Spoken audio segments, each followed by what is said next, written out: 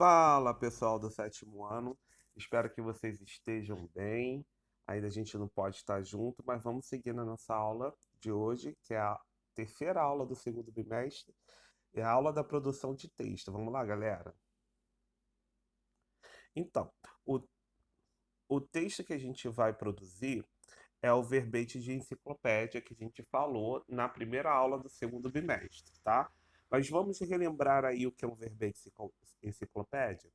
É um gênero textual cujo objetivo é informar sobre determinado assunto, né? A gente tem um assunto específico, posso falar de um animal, posso falar de uma planta, posso falar até mesmo de uma região, de um país, e na qual a gente vai informar o leitor sobre esse determinado assunto, né? Então a gente tem que pensar o seguinte: é um público não especialista sobre assunto. Então a gente tem que botar uma linguagem objetiva e de fácil entendimento para que o leitor entenda tudo que está querendo informar, né? Seguindo aí, vamos relembrar o que é linguagem objetiva, que foi a gente falou sobre linguagem em texto na aula 2, né? A linguagem objetiva, ela é uma linguagem que não há o envolvimento do autor. O que quer dizer com isso? A gente fala o texto, né? A gente escreve o texto diretamente, sem botar impressões pessoais, sem botar detalhes pessoais que o autor tenha sobre esse determinado assunto, tá? A linguagem objetiva ela é característica quando a gente passa uma informação. Então, todos os textos que buscam passar uma informação, a gente põe a nossa linguagem na forma objetiva, tá? E como fazer a linguagem objetiva? Verbos e pronomes na terceira pessoa. Então, pensando nisso, na hora de escrever o verbete de enciclopédia, a gente tem que pôr o verbo e os pronomes na terceira pessoa, não botar impressões pessoais que a gente tenha sobre o assunto e utilizar uma linguagem clara com o objetivo apenas de passar informação, tá? E não, a gente não pode esquecer como que cria um verbete de enciclopédia. É, olha aí que a gente tem que ver. No verbete de enciclopédia, a gente utiliza a linguagem não verbal também para poder facilitar o entendimento do leitor, tá? Aí a gente tem o título, que pode ser o nome do assunto, se for um animal qualquer, o nome do animal, se for uma região de um país, o nome dessa região, e por aí vai, né? Aí a gente vai fazer o seguinte: escolhendo o nome do animal, de uma planta, logo depois do nome conhecido, a gente tem que botar o nome científico, o local onde pode ser encontrados e os habitats, né? Porque partindo para esse lado é onde as pessoas vão buscar informação sobre esse tipo de assunto, tá? Podemos botar as características físicas ou uma característica particular sobre o determinado assunto que você está escrevendo. E alimentação, se for o animal, região onde que encontra aquela espécie de planta, por exemplo, região mais conhecida que tem um detalhe mais particular, se for alguma região geográfica, alguma coisa, tá? O texto, ele precisa ser breve, tá? Ele não pode ser muito estendido, porque passa informação e a gente tem que passar uma informação, como eu falei, objetiva, para facilitar o entendimento do leitor. Lembrando sempre que o leitor de um texto de verbete de enciclopédia, ele está buscando informações sobre o assunto, então ele não entende muito sobre aquele assunto. Então a gente tem que procurar escrever de uma forma bem clara e breve, tá? E de forma explicativa, sempre buscando explicar.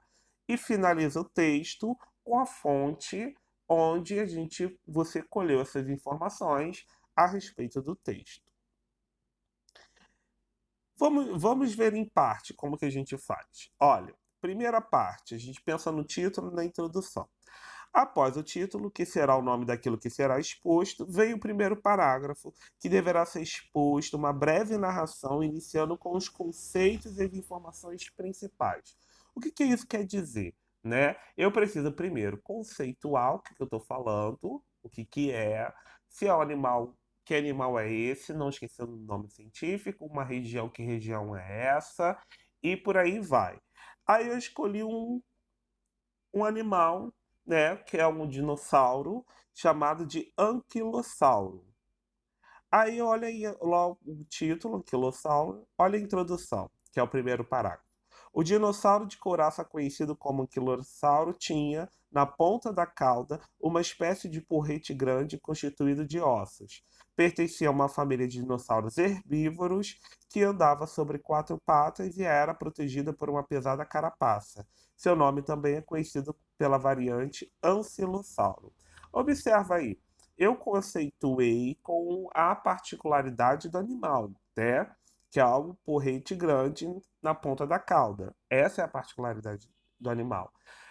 Disse outra particularidade dele, que ele é um herbívoro, e disse um outro nome que ele era conhecido.